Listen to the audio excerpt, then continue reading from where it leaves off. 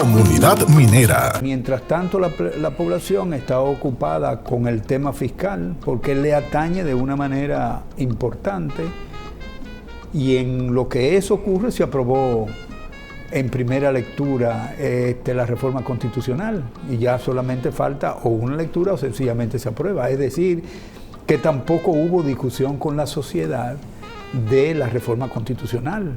Él ha contribuido a la descapitalización del Banco Central, y en la reforma fiscal se le premia diciéndole que hay que castigar a la gente para que le pasen 22.300 millones de pesos al Banco Central para capitalizarlo. Eres incapaz como gobierno de darle a la población toda la información de que se ha gastado eficientemente el dinero de los impuestos. El gobierno se atreva a pedirle mayor cantidad de recursos, mayor sacrificio a la población, para sencillamente alimentar los negocios privados. Saludos, ¿qué tal, amigos? Con ustedes, Víctor Santos Uriel, dándole la bienvenida a esta nueva edición de Comunidad Minera. Hoy empezaremos el programa al revés. Al revés en el sentido de que voy a dejar los precios de los commodities o de los metales que se producen en República Dominicana para final de la introducción, y me voy a concentrar en el aspecto socioambiental de la minería de aquí de República Dominicana. Tenemos que el pasado día 11 de octubre hubo un paro en la carretera que conduce a la mina de oro de Barrio Pueblo Viejo, un paro de 2 horas en la zona de Maricao, se llama. Y es los comunitarios del Distrito Municipal Zambrana tenían una protesta, una demostración, señores, en demanda de mejoría en el fluido eléctrico, en el agua. Las bombas trabajan con electricidad, la electricidad es de muy mala calidad, se vive dañando la bomba. Y ese problema lo tienen esas comunidades de hace más de 15 años. Y lo que duele es que en el Distrito Municipal de Zambrana es que se encuentra la mina de oro de Barrio Pueblo Viejo, que es la mina de oro más grande de Latinoamérica. Y uno diría, ¿por dónde están los beneficios de esas comunidades? ¿En qué le ha mejorado la calidad de vida teniendo esa mina de oro ahí al lado? Y ni la empresa minera, ni el Estado dominicano le da respuesta a esos comunitarios. Y a eso le llaman minería responsable. Y esas son de las cosas que las otras comunidades donde piensan instalar nuevas minas ven ese mal ejemplo, ven la forma en que viven esos dominicanos próximos a las minas, con unos niveles de precariedades, que inclusive mucho más precariedades que en zonas que no son mineras. Eso por un lado. Los niveles de inversión del Estado en provincias que no son mineras en muchos casos superan donde están las operaciones mineras más importantes del país. Llámese el Distrito Minero Central de la República Dominicana, que es donde está la mina de Barrio Pueblo Viejo, la mina de Corporación Minera Dominicana y la mina de Falcondo. ¿Cómo uno se explica eso? Eso como que queda fuera de la lógica. Uno esperaría de que esas familias que residen próximo a las minas no tienen este tipo de dificultades. Aquí en Comunidad Minera, ese problema que hay con el tema del fluido eléctrico, calidad del fluido eléctrico y el problema del agua en las comunidades próximas a las minas, lo he tratado en 9 años más de 50 veces, diría yo. Han tenido reuniones con la empresa Barrio Pueblo Viejo, con representantes del Ministerio de Energía y Minas, y es promesas detrás de promesa detrás de promesa. Le llevan los postes de luz para cambiar tendido eléctrico. El tendido eléctrico no aparece por años. Y es como que no le importaran, señores. La gente está llevando al extremo de que está incurriendo en demostraciones y paralizando el tráfico. ¿Ustedes creen que esa comunidad quieren hacer eso? Esa gente quiere vivir en paz, pero es que lo están llevando a esa situación. Y ahí es donde los sanjuaneros que están ahora mismo por la empresa Gold Quest, que está tratando de abrir le autoricen a hacer un estudio de impacto ambiental para desarrollar una mina de oro en la provincia de San Juan, ven lo que están pasando las comunidades en la provincia de Sánchez Ramírez, las comunidades alrededor de la mina, y créanme que no le envidian nada.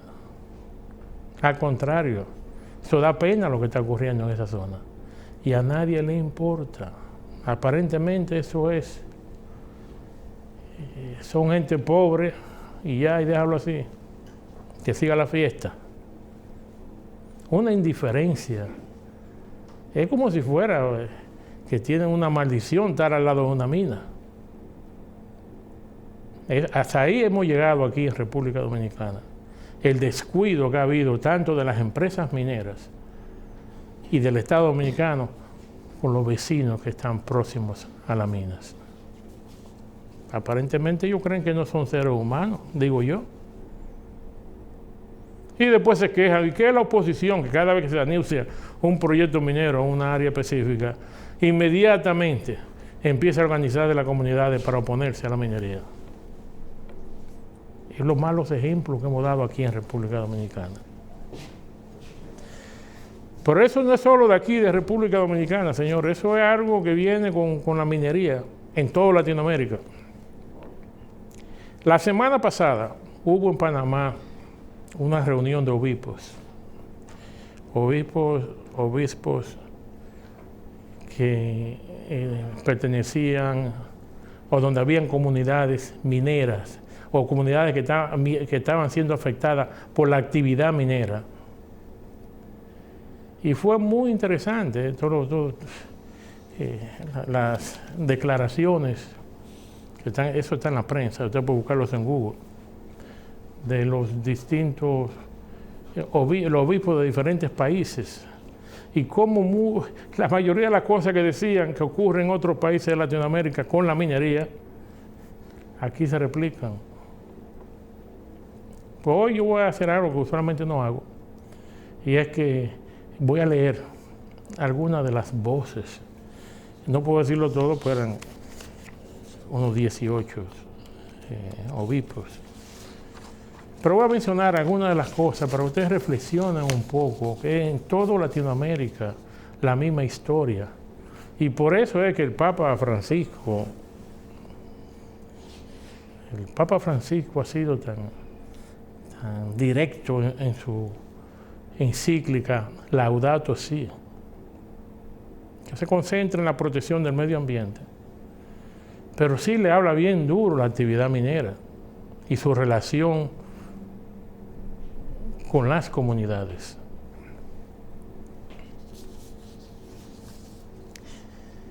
En Laudato Si, el Papa Francisco convoca a cuidar y defender la vida en todas sus expresiones. Es decir, cuidar la vida de las personas, primero que todo, sus territorios, de la naturaleza, de la vida animal y vegetal, del agua y del aire y de otras manifestaciones de vida. Esa es la directriz de la Iglesia Católica. Cuando los papas hablan a través de la encíclica, lo que indica es el lineamiento que van a seguir. Ahora bien, la encíclica Laudato Si fue del año 2015, y desde un principio aquí en Comunidad Minera me refería a esa encíclica, y siempre enfaticé de que los cambios en la Iglesia Católica son muy lentos. Pero no es lento por ineficiencia, que es una institución, la institución más grande del mundo, o una de las más grandes del mundo, la Iglesia Católica. Pero ya vemos 9 años después cómo se están unificando las voces de los obispos de diferentes países, siguiendo los mismos lineamientos, compartiendo experiencias, usualmente malas experiencias de la minería, que es lo que vamos más o menos, que voy a leer acá. Una de ellas dice que las empresas mineras llegan, extraen y se van. Y dejan en muchos casos a las comunidades sin alternativa de producción, de cómo ganarse la vida. Otra decía que después que se van las mineras, no hay otra cosecha. No es como la agricultura. Usted siembra y espera unos meses y puede sembrar de nuevo y es un ciclo continuo.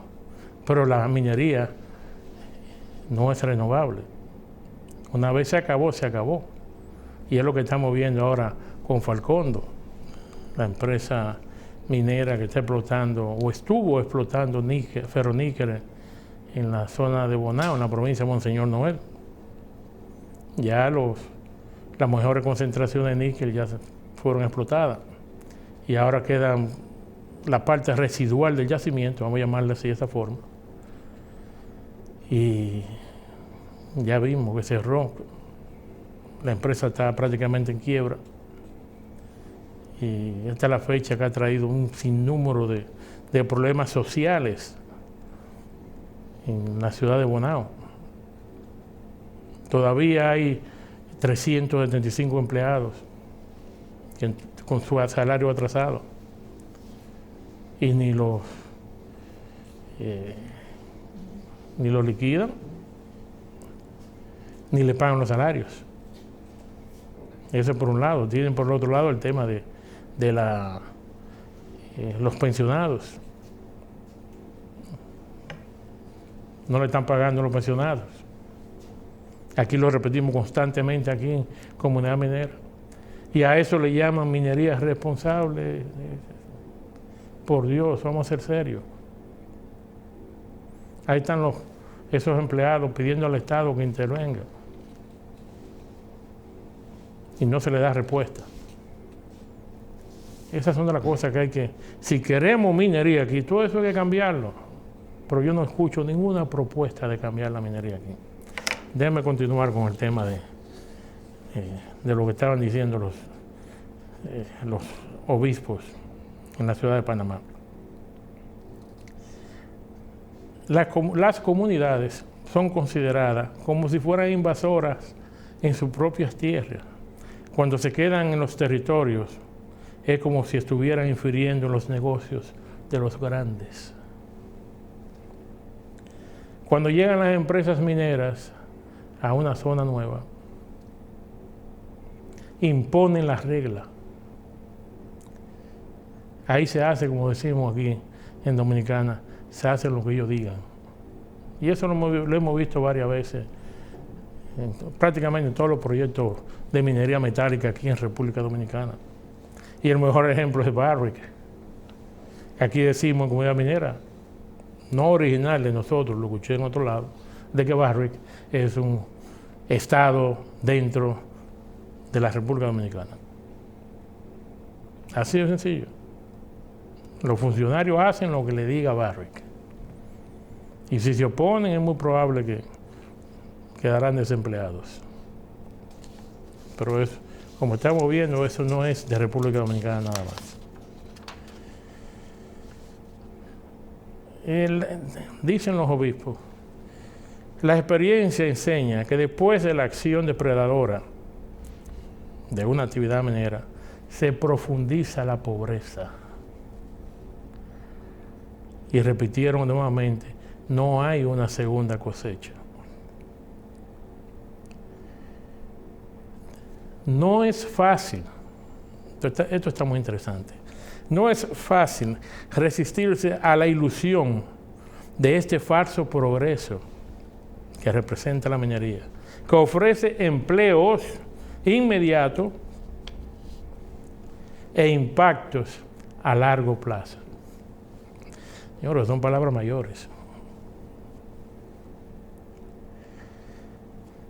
En toda Latinoamérica se muestra la complicidad que muchas veces existen entre el Estado y las empresas mineras.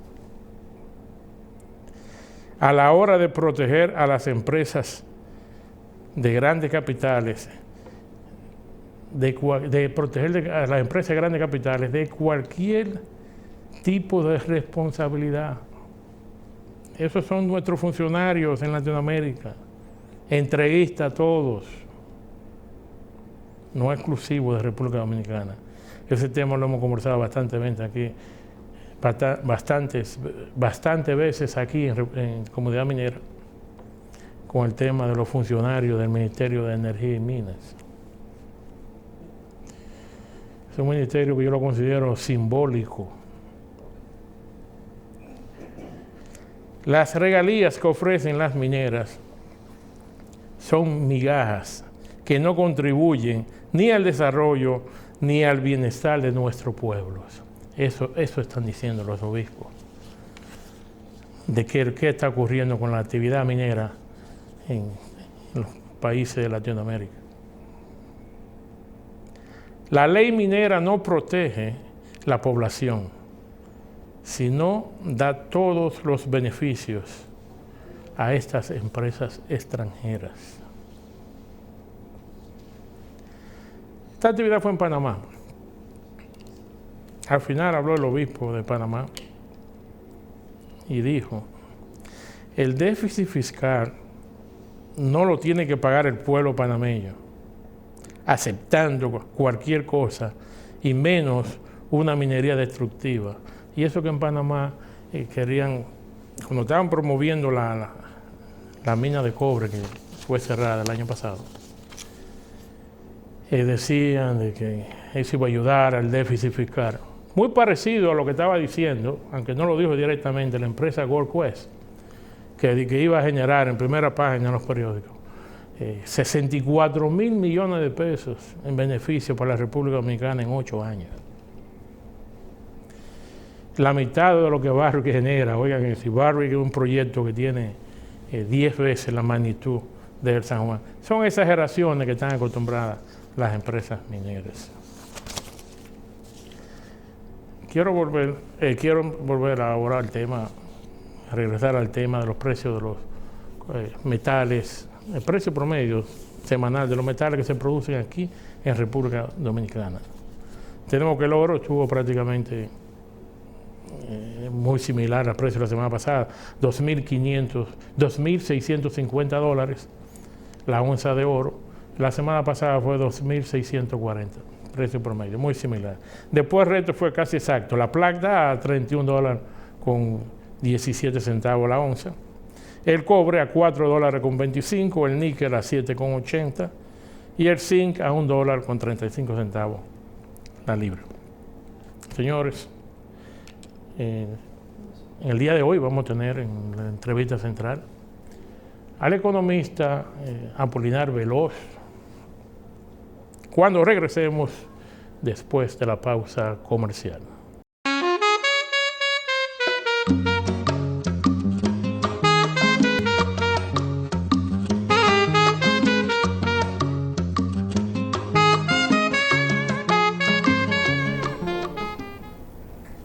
Dando inicio a la entrevista central de Comunidad Minera, en el día de hoy tenemos al economista Apolinar Veloz. Apolinar, cuánto gusto verte aquí en Comunidad Minera. Gracias por la invitación y buenas tardes. No, tú eres el asesor en economía de Comunidad Minera, y con todos estos problemas que estamos escuchando, todas estas ansiedades que tiene el pueblo dominicano con el tema de la reforma fiscal, fue a quién íbamos a llamar inmediatamente para nos explicar más o menos el problema en que nos estamos involucrando. Mira, el problema tiene varias dimensiones, Víctor. Por un lado, tiene el problema del daño que hace la forma en que se presentó la reforma fiscal, incumpliendo con la ley 1.12 y la ley 1.45.12. La primera, que era de la Estrategia Nacional de Desarrollo, que obliga al gobierno en una reforma de esta naturaleza a conversar con la sociedad en el ámbito del Consejo Económico y Social. Sencillamente eso se pasó por alto, pero también se pasó por alto el hecho de que la ley que regula el funcionamiento del CES, que evidentemente no se puso en funcionamiento, deja de lado toda la mecánica de convocatoria a la sociedad para conversar sobre el impacto de la reforma y cómo podía ser posible de que de alguna forma se hicieran algunos ajustes. Esos ajustes, sencillamente, la reforma se envió al Congreso, el Congreso la recibe y mañana creo que hay vistas públicas sin, digamos, que la sociedad civil haya podido opinar sobre esa reforma, sobre todo cuando la mayoría de los impuestos está pegándole muy fuerte a los vulnerables y a la clase media dominicana por el cambio de denominación del ITEVIS por IVA. No es solamente un cambio de denominación, sino es también un cambio de base, porque excepto de los bienes que ellos dijeron que iban a estar exentos, todo lo demás bienes entran ahora a pagar impuesto al valor agregado. ¿Y quiénes van a pagar más? Los consumidores, y fundamentalmente aquellos consumidores que se consumen todo su salario, que esos son generalmente los pobres, y la clase media, que generalmente le puede sobrar un poquito, pero le va a reducir bastante el colchón que pueden tener, y lo colocan en una situación seria desde el punto de vista financiero, o sea, las familias que caen en esa categoría. Bueno, lo que yo veo es, no entiendo, o sea, se están violando dos leyes, el gobierno sabía que estaba violando esas dos leyes. ¿Cuál sería la estrategia que tenía de hacerlo de esa forma? Incluyendo la aceptación social. Ahora están diciendo, el presidente dijo esta semana que iba a entrar en diálogo, así que iba a escuchar.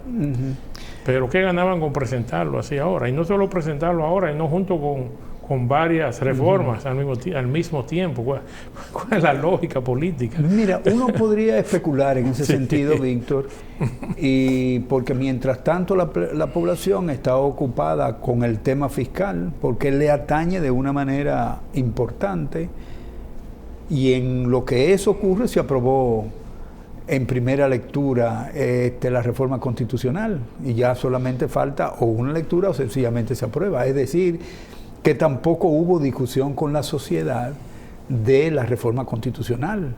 Entonces, aparentemente, este orden en presentación ha tenido que ver con esa estrategia del gobierno.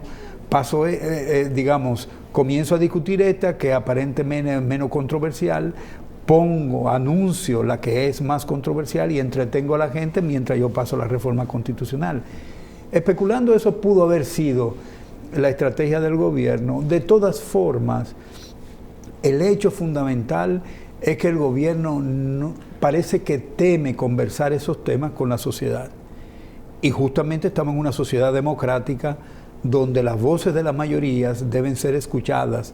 No escuchadas sencillamente para que hablen y se desahoguen, no. Escuchadas para que lo que ellos planteen forme parte de la estrategia de transformación en el ámbito fiscal y en el ámbito constitucional, la posición de la sociedad. Eso no se escuchó.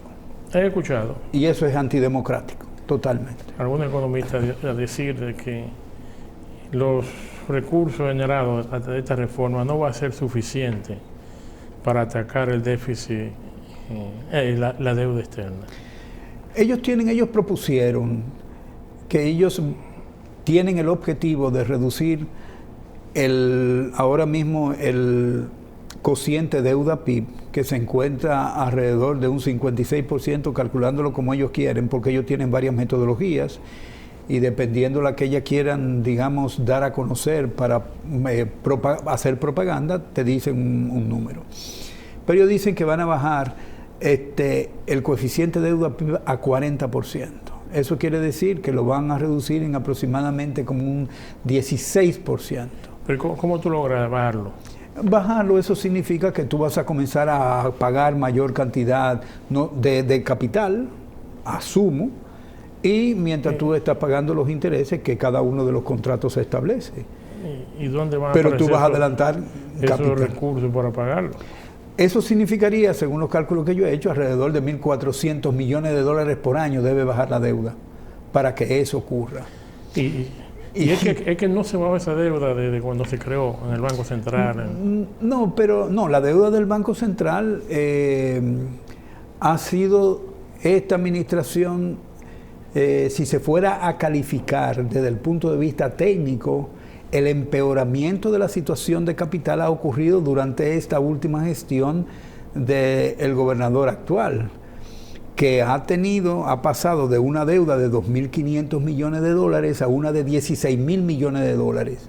Es decir, que el pasivo del Banco Central ha crecido enormemente, haciendo que esa institución tenga un capital negativo, pero muy negativo con respecto a lo que era en el 2004, cuando hubo el rescate de 3 bancos, que justamente uno de los cuales él debió haber cerrado porque fue aconsejado en el 97 y en el 99 por una carta de Aristóbulo de Juan, que era asesor del Banco Central, que le había dicho que ese banco debía cerrarse. Se lo dijo en el 97 y se lo dijo en el 99 y no hizo caso, y el Banco Baninter explotó en la siguiente administración. Entonces, él ha contribuido a la descapitalización del Banco Central, y en la reforma fiscal se le premia diciéndole que hay que castigar a la gente para que le pasen 22.300 millones de pesos al Banco Central para capitalizarlo. Pero esa es una gota de agua en el mar, porque se debe ya, esa deuda del Banco Central anda por el 1.200.000 millones de pesos, anda por 16.000 millones de dólares. Cuando usted habla de deuda del Banco Central, ¿a quién se le debe, señor? Bueno, ¿Es en papel, lo que se hizo fue emitir bonos, y obviamente el Banco Central le debe a los que tienen esos bonos, sencillamente a los tenedores de bonos. Yo pensaba que estos bonos habían vencido ya. No, esos bonos para no pagar el capital se renuevan y se renuevan. Es como está haciendo el gobierno ahora. El gobierno mismo toma prestado para pagar los intereses de la deuda. Entonces mucha gente me pregunta, pero ¿cómo es posible que si el gobierno es incumplidor, se le siga prestando? No, es que él coge prestado para pagar los intereses y con eso no se atrasa. Entonces, esas son las políticas económicas que justamente sacrifican a la población, porque ¿a quién le están cobrando ahora? Le están cobrando los platos rotos a los pobres y a la clase media, a través de un conjunto de impuestos que van a comenzar, el IPI, el impuesto sobre la renta, ahora todo el mundo tiene que declarar si gana más de 52.000 pesos por mes, etcétera. Y obviamente el pago del ITEVIS. De tal manera que nos van a sacar el dinero a nosotros. Y nos van a sacar el dinero a nosotros, ¿para qué? Para invertirlo en qué, en el tranvía de Santo Domingo, en el teleférico, en el monorriel, en otro tren que hay por ahí. Y al final de cuentas, esos son los mismos negocios que durante los 4 años anteriores se han venido financiando con dinero público. Yo pensaba que todo ese dinero que cogemos prestado los últimos 4 años era para financiar esos proyectos que están exactamente, y no se han terminado. Lo que pasa, hay que terminarlos. Hay que terminarlos, y para terminarlos se necesita dinero. Y lo más... Pero yo pensaba que cuando se haga una obra, ya esos recursos, como supongo yo, fueron licitados. Que esos recursos ya están separados. Licitados. Yo no oí la licitación, pero vamos a pensar de que se licitaron. El asunto es que el presupuesto que se dedicó a eso durante los 4 años anteriores parece que no fue suficiente. Y ahora se necesita mayor cantidad de dinero. Pero fíjate una cosa, de los recursos, del aumento de los recursos, que son aproximadamente, dice el gobierno, que creo que hay una equivocación en ese cálculo, que es de 110.000 millones de pesos, que va a ser la reforma, eso es lo que va a recaudar nuevo. De eso se dedican 75.000 millones de pesos a esos proyectos de inversión. Sin embargo, tenemos un problema en el sector de la salud, de que quien dirige la superintendencia de salud sencillamente hace que los hospitales privados ganen mucha plata, se deteriore el servicio en los hospitales públicos y sencillamente la gente carezca de ese servicio. Pero a eso no se le va a poner, si dice que hay 11.000 millones de eso para atención primaria, pero eso es muy general. Si usted tiene un plan, devele el plan completo, diga cuáles son los objetivos, dónde usted va a poner específicamente la plata, no diga que va a dar 11.000 para la atención primaria, eso es muy general. Cuando se tiene un plan, el plan se define con objetivos, con metas, con indicadores, para poderle decir a la gente que gastaron el dinero con calidad. Se apuesta a la calidad, pero no tiene ninguna de las instituciones necesarias que funcionen para garantizar la calidad en el gasto público. Todo eso ha sido propaganda. Eso nunca ha ocurrido. No, aquí no. Desde mi punto de vista, no, aquí no. Todas las instituciones del Estado funcionan de una forma, le llamaría precaria en lo que se refiere a una gestión eficiente. No hay una gestión eficiente. Y al contrario, muchas de ellas han empeorado. Yo pienso que sí también. Entonces, ya sabemos que con los recursos que se le dio en los primeros 4 años y no lograron mejorar la eficiencia de gestión en varias de esas instituciones, ahora quieren que le demos más dinero. Más dinero. Pero nosotros no tenemos un informe de ejecución presupuestaria de ninguna de esas obras, de manera particular. Y no podemos, evidentemente, evaluar si la ejecución del dinero público garantiza el uso con calidad. Perdón. Eso no ha pasado. Entonces, ¿cómo es posible que si eres incapaz como gobierno de darle a la población toda la información de que se ha gastado eficientemente el dinero de los impuestos, el gobierno se atreva a pedirle mayor cantidad de recursos, mayor sacrificio a la población, para sencillamente alimentar los negocios privados? Se ha aumentado la empleomanía del Estado. Sí. Se ha aumentado por la sencilla razón de que el PLD fue muy hábil en colocar a todos sus seguidores como parte de la carrera administrativa. Entonces, la carrera administrativa tiene una ley y la ley establece que tú tienes que liquidar a toda la gente que tú remuevas que está en carrera administrativa y el dinero que se gasta es bastante, digamos, duro. Entonces, no se podía sacar lo que estaban para meter los nuevos, sino lo que tocó fue incrementar la nómina pública. La nómina. Y incrementar el gasto. Incrementar el gasto, obviamente. Y en lo que se refiere al gasto, lo vamos a entrar más en detalle en la próxima parte. Ahora nos vamos a una pausa y regresaremos en breve.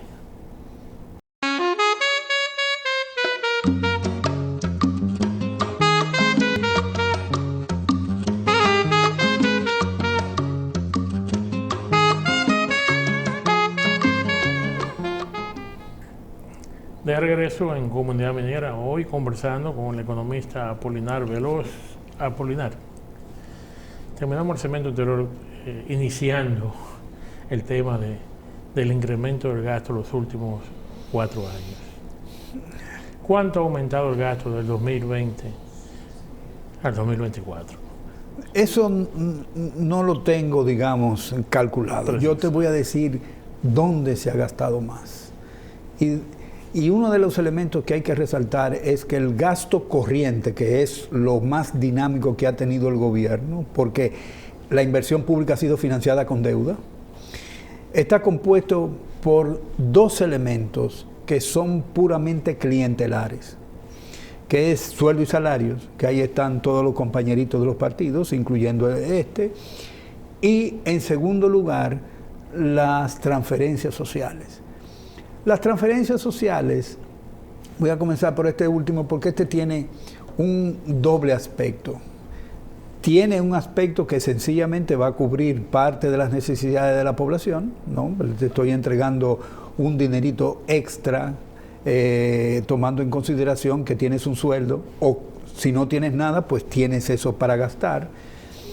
Y los gobiernos lo utilizan para agregarlo al ingreso que tienen las familias y sacarlo de la pobreza con un indicador que dice el ingreso que tú tienes si estás trabajando más el ingreso que te da el gobierno, tú no eres pobre y lo sacan de pobre.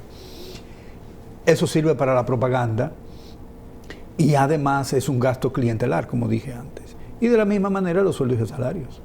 Los sueldos y salarios, o sea, meter gente porque participaste en una, digamos, campaña electoral y como premio de tu trabajo por esa campaña electoral te toca un empleo público, no importa la calificación, no importa el grado de profesionalización, sencillamente tú tienes un trabajo del gobierno.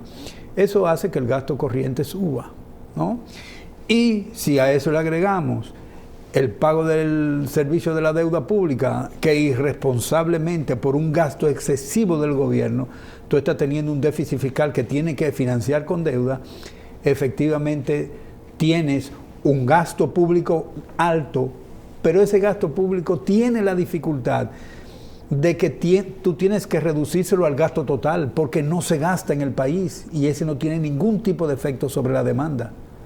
De tal manera que el gasto público que tú tienes cuando se habla del impulso fiscal, que es el efecto que tiene el gobierno, el gasto público para incrementar la actividad económica, es aproximadamente de cada peso 3 centavos.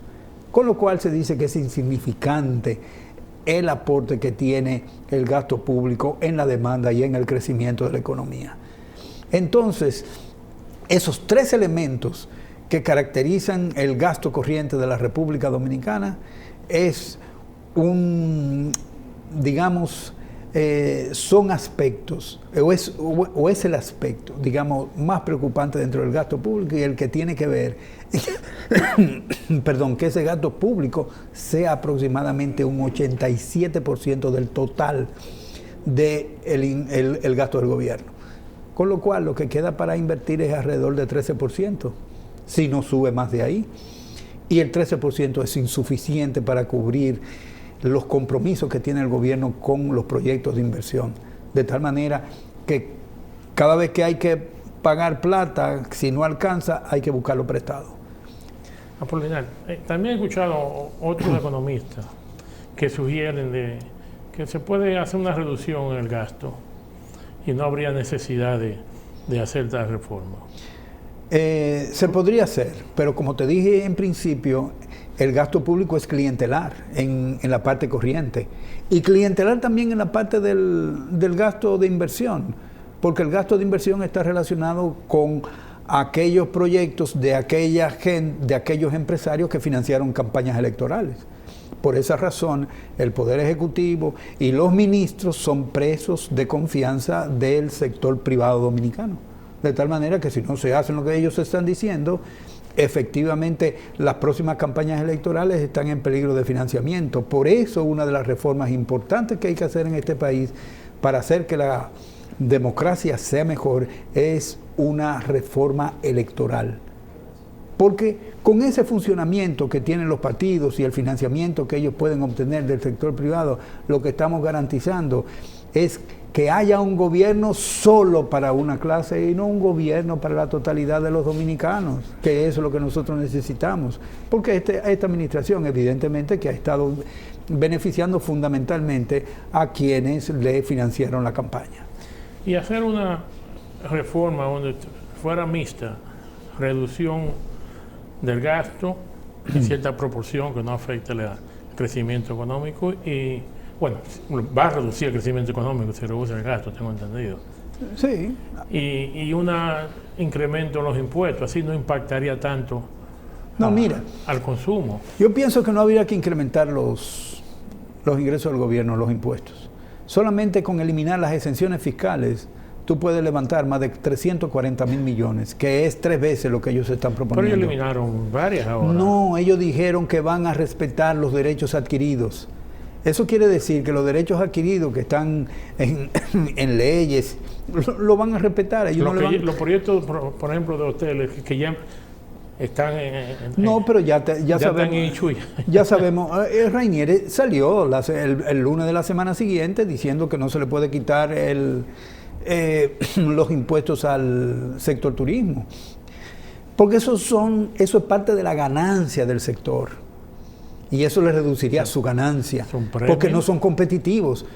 O sea, ¿por qué hay una cantidad de dominicanos que no se va a Punta Cana y se va a Colombia? Más barato en Colombia. Más barato Colombia. Pero nosotros somos los que más crecemos, nosotros somos los que más empleo creamos, nosotros somos la economía que se pudiera decir en términos gráficos como la economía Superman de América Latina. Crecemos más que todos los países juntos, nosotros somos una maravilla de economía. Sin embargo, se tienen que hacer trucos para reducir la pobreza. Y la distribución del ingreso está concentrada totalmente, aún con las cifras que ellos preparan. Porque hay que decir que una parte de la debilidad institucional es justamente la creatividad en servir las cifras del funcionamiento de la economía. El Banco Central te dice una serie de maravillas de la sociedad dominicana y tú cuando te asomas a ver cómo diariamente funciona la economía dominicana, te encuentras que es totalmente contradictorio con esas cifras maravillosas del Banco Central. O sea, el Banco Central solito, él, según los anuncios que tiene, crea estabilidad. Pero ¿cuál estabilidad? Si cuando se mueve el tipo de cambio se hacen subastas privadas para vender parte de lo que son las reservas internacionales del Banco Central. ¿Y eso se puede? Eso no sería legal, porque si hay una subasta, la subasta debería ser pública, la debería conocer todo el mundo, pero eso tranquiliza a los empresarios que necesitan divisas para hacer sus importaciones. Y para eso es que está el Banco Central. Es más complicado de lo que yo pensaba. Lo que estoy viendo es, yo insisto en la reducción del gasto y no se menciona. No, porque el gasto... Y cuando tú escuchas los funcionarios del gobierno defendiendo la reforma, sus argumentos son como tan... Es que con un contenido, algo que yo lo considero falacioso. Perdón. O fantástico. Y digo, ¿por qué fácil? Víctor, es que el punto de partida de la reforma fiscal es naif. El ministro de Hacienda parte del hecho de que la República Dominicana tiene el menor gasto de América Latina.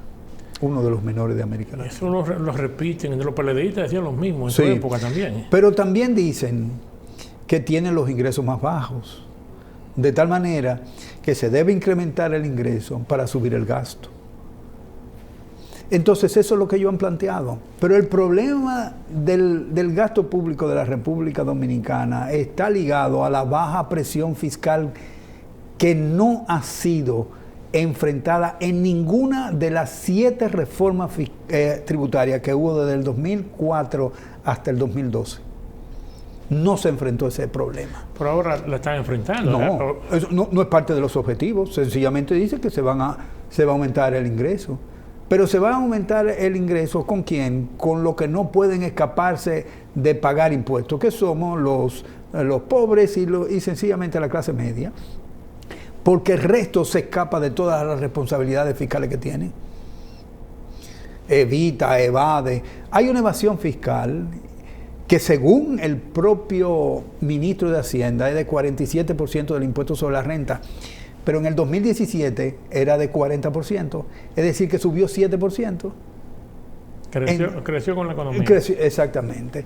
Entonces, el problema es un problema de evasión. ¿Y quiénes evaden en la República Dominicana fundamentalmente? Cuando tú pagas el ITEVI, tú no puedes pasarle por arriba al ITEVI, tú tienes la factura, te lo ponen y tú lo tienes que pagar. Entonces, ¿quién no lo paga? ¿Quién lo colecta? ¿Quién lo recibe? Ese no lo paga. Pero están conectados ahora. Están conectados, pero igualmente no lo pagan. No, pero no es posible. Ah, pero claro que sí es posible. Pues yo me atraso con la ITEVI en la empresa mía, y me crucifican. Al otro día tengo que dar una penalidad que crece exponencialmente. Eso es verdad. Tú tienes que asistir a las reuniones donde se discute cómo evadir eficientemente el ITEVI. Pero se evade. Tiene una evasión fortísima. ¿Sí? Y eso está calculado por la Dirección General de Impuestos Internos, un estudio que hizo en el 2017, y se le escapó al ministro de Hacienda decir que ahora esa evasión es de 47%, es decir, que ha seguido aumentando 7%. De la misma manera. Lo que yo veo es, tanto esa reforma que introdujo el PLD y que no asfixiaron la economía, a la clase media, a los pobres, en su tiempo, no contribuyó a mejorar la calidad de vida del dominicano. Bueno, pero por supuesto que no, ese no era el objetivo. El objetivo era recaudar para gastar. Acuérdate que la corrupción del ese PLD... Es el tema, recaudar para gastar. Claro, mientras más gastaban, podía haber corrupción. Y eso era lo que había. O sea, el PLD lo que hizo fue, sencillamente, a través de todos sus proyectos, y esta administración lo está repitiendo, era hacer dinero con eso. Por eso la mayoría de ellos, las compras, los proyectos, todo eso, están en las cortes ahora y todo el mundo se lo sabe. No hay forma de que tú puedas decir que el objetivo no fue fundamentalmente ese en la reforma fiscal de los PLD. Pero hay otra cosa también, las amnistías fiscales. En el periodo que te mencioné, 4 amnistías fiscales. ¿Y qué es una amnistía fiscal? Tú violaste la ley. Es un premio. Sí, tú violaste la ley, entonces ellos te perdonan, te cobran una determinada comisión, lo que sea, y la DGI no tiene derecho a volver sobre ese periodo en el que tú cometiste fraude en contra de la ley. Entonces, son premios. Y mientras... ¿Y por qué yo voy a pagar impuestos si yo me puedo salir con la mía, con una reforma, con una amnistía fiscal? Entonces eso es lo que está pasando. Hay estímulos para eso. Se me parece tanto, yo lo repito aquí en Comunidad Minera, que el gobierno del PRM se me parece tanto al PLD. Sí, en eso son iguales. En eso el manejo de la economía, esos son iguales. Políticas. Y ya comenzaron a verse, ya ha habido muchísimas violaciones de la ley de licitación pública, ahora tenemos el caso de corrupción que se está develando y probablemente tendremos otros que están esperando. Lo que sucede es que el pueblo se viene a enterar de los niveles de corrupción. Exacto. Cuando sale el gobierno. Exactamente, sí, eso cuando es. Termine este gobierno, venga otro, hay que entonces uno se da cuenta. Sí.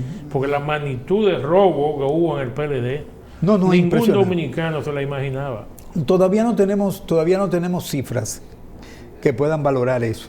Pero sí te voy a decir algo, construyeron. Sí, fíjate, algo quedó. Sí, fíjate que justamente ese mismo tipo de análisis se están usando ahora y lo puso en evidencia el Ministerio de Economía, Planificación y Desarrollo con una encuesta que hizo de calidad de la democracia en la República Dominicana, que dice que al dominicano no le importa que se robe siempre y cuando hagan algo.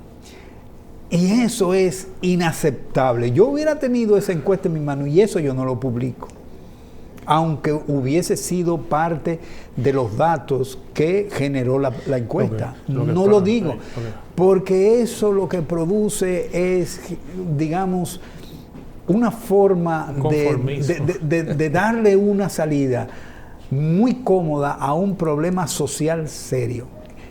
¿Qué democracia hay en este país cuando la sociedad no tiene la confianza de ir a discutir a las cámaras legislativas un proyecto de reforma fiscal? Porque la mayoría de la gente que está ahí tiene representación de un grupo económico, o tiene representación de un empresario, o tiene representación del Consejo Nacional de la Empresa. O sea, todos tienen a quién responder. Ninguno responde a la gente que votó por ellos. No. Entonces, ese Congreso no tiene nada que ver aquí con la democracia. No hay democracia. Y además el Poder Ejecutivo es sordo, mudo y ciego. No. ¿Está escuchando? Con la población, claro. No, ahora dijo que esta semana dijo que va a dialogar con el tema de la reforma. Yo espero equivocarme. Pero no creo. Si lo hace es sencillamente una forma de salvar su palabra, pero podrá conversar con la sociedad civil, pero la sociedad civil... En el pasado él ha dado marcha atrás. se ha equivocado bastante. Sí. Entonces, obviamente, y lo ha rectificado. Obviamente es de sabio rectificar y ojalá siga siendo sabio y con esta reforma haga lo propio. Tú sabes que estuve leyendo el Papa Francisco dice, o dijo, que parece que en Latinoamérica los políticos, antes de entrar a la política, tomaron un curso de corrupción. Sí, parece que sí. Y parece que sus mejores profesores son los salientes. Sí. Bueno. Sí, son los salientes. Compiten con romper los récords de los salientes. Sí, sí. Pues cada vez los niveles de corrupción son más altos. Eso lo vamos a ver, eso lo vamos a comprobar inmediatamente haya un cambio de gobierno. Vamos a ver si efectivamente cuál es la magnitud de la corrupción de esta administración. A pesar de que ellos tienen un compromiso que lo utilizaron como eslogan de campaña de que van a tener un ministerio público independiente y que ese ministerio público se va a encargar de develar todos aquellos actos de corrupción de la administración pública. Pero es que en la administración pública no hay ningún tipo de mecanismo para, digamos, identificar eso. Cámara de Cuentas tiene 200 auditorías guardadas ahí que no salen, porque supuestamente hay una gente del PLD que domina a los jueces que están ahí, exceptuando tal vez al presidente y a otro más. Hay 200 auditorías terminadas guardadas ahí, ¿por qué no pueden salir? Y el Congreso no puede hacer una presión de que se publique eso. Pero lo que pasa es que ese es el asunto. O sea, la institucionalidad de la República Dominicana no funciona. Y no funciona porque sencillamente no hay ningún tipo de sanción. O sea, no cumplen con su función. O sea, se firmó un contrato, el que se está discutiendo ahora mismo en la prensa, cuando hay una empresa que supuestamente era la que iba a participar en ese concurso, que niega que tenga ninguna relación con la empresa local, se firma el contrato. Y el contrato se firmó aquí. Y se sabía. Y se sabía. La empresa mandó una carta que está ahora en los medios y tú la puedes, tú la puedes leer. Es un problema. No, entonces no. Así no. Estamos llegando ya a la parte final del programa. Y yo quisiera ver, si tú fuera parte del gobierno, ¿qué tú sugirieras? Mira, yo te digo que yo eliminaría... Con el tema de la reforma. Yo eliminaría todas las exenciones fiscales, todas. No di que los derechos adquiridos, no, todas. Pero eso dictatorial, tú no puedes quitarle el derecho adquirido. No hay forma, la Constitución lo prohíbe. ¿Que prohíbe el qué? Que prohíbe los derechos adquiridos, pero prohíbe que tenemos 50 años, esas leyes se han ido extendiendo. Porque eran por 10 años. Era periodo determinado. De periodo determinado. Y tenemos 50 años. Pero no solamente eso, sino también yo pondría en ejecución. La DGI sabe quiénes son los evasores en este país. Y yo pongo un plan serio de reducir la evasión. Y yo llamo a todos esos evasores porque la DGI lo conoce. La DGI lo conoce. Por eso hace amnistías fiscales. Entonces la DGI sabe quiénes son. Entonces le dice, vengan acá. Vamos a ponernos de acuerdo porque esto hay que reducir la evasión y comienzo a reducir la evasión. ¿Eso contribuiría? Eso contribuye. Lo que pasa es que tú no puedes en un gobierno, tú no puedes ser dictatorial, pero tú tienes que cumplir con la ley. Tú tienes un marco legal y ese marco legal te protege a ti para tú demandar el pago de ¿cómo se llama? Del incumplimiento tributario. O sea, usted incumplió con la ley, no tengo que sancionarlo, pero al mismo tiempo tengo que darte un espacio para que pagues. Y no te voy a decir, págame 10.000 millones, pero te voy a decir, tú en 3 años me tienes que pagar 10.000 millones. ¿No te paralizaría el crecimiento? No, hombre, ¿qué va a parar el crecimiento? Nos amparamos en eso y nos asustan con eso. No se va a parar. Porque esa gente lo que le gusta es ganar dinero. Y si paran sus negocios, es que dejan de ganar dinero. Entonces, la mayoría de esos recursos, cuando tú vienes a ver, están en paraísos fiscales todos. ¿Eso es legal? Los paraísos fiscales, sí. Pero la reforma no lo tocó. No, para nada, porque no son paraísos fiscales. Todo el mundo tiene su dinerito fuera. Nadie tiene... Aquí el dinero que se utiliza para, digamos, financiar cualquier actividad económica son préstamos. Y los préstamos se deducen del impuesto sobre la renta. Y las ganancias las sacan para afuera. Y las ganancias las sacan para afuera. O sea, entonces, que no genera riqueza. Ese es el país que nosotros tenemos. Esa es la costumbre, que no es de ahora. Pero una pregunta. Eso no es de ahora. Y el dinero que generan esas cuentas, paraísos fiscales, se quedan allá. Pero no se reportan como un ingreso aquí. No, eso no, están en fideicomiso, y la ventaja del fideicomiso es que ningún oficial del Poder Judicial puede saber qué es lo que hay ahí. Solo tiene derecho, por ley, derecho a saberlo quien es el fideicomisario, nada más. Muy bien protegido. Sí, muy protegido. Eso es para acumular plata y no pagar nada. Esa es la idea. Entonces, ese es el capitalismo financiero que estamos viviendo en la actualidad. Y aquí no viene de ahora. Los fraudes con el gobierno y el sector financiero vienen desde Lilith. Y ahí es que se origina justamente, digamos, toda la intríngulis para engañar al sector financiero. Cuando se estaba creando el primer banco de emisión en este país, que era un banco privado, ¿tú sabes qué se hacía? Se vendían acciones del banco, pero los accionistas, o sea, quien proponía la idea no ponía un chele, y después agarraban y comenzaban a comprar títulos del gobierno que no había la posibilidad de pagar. Quebraba el banco. O sea, eso es hereditario, es una tradición ya. Muchas gracias por acompañarnos. No, gracias a ti por la invitación, Víctor. Espero que vuelva pronto. Este tema pica y se extiende de la reforma y sabemos que va a buscar la solución. Yo no creo que se vaya a aprobar de esa forma. Tengo la confianza de que el presidente va a escuchar a la ciudadanía. Ojalá. Y que no nos impacte tan duro. Y que si pudiera disminuir el gasto, se lo agradecería, y que no impacte tanto a la clase media y a la clase pobre de la República Dominicana. Muchas gracias. También quiero agradecer a nuestra teleaudiencia por acompañarnos. Dios mediante estaremos con ustedes la próxima semana a la misma hora y por el mismo canal. Vayan con Dios.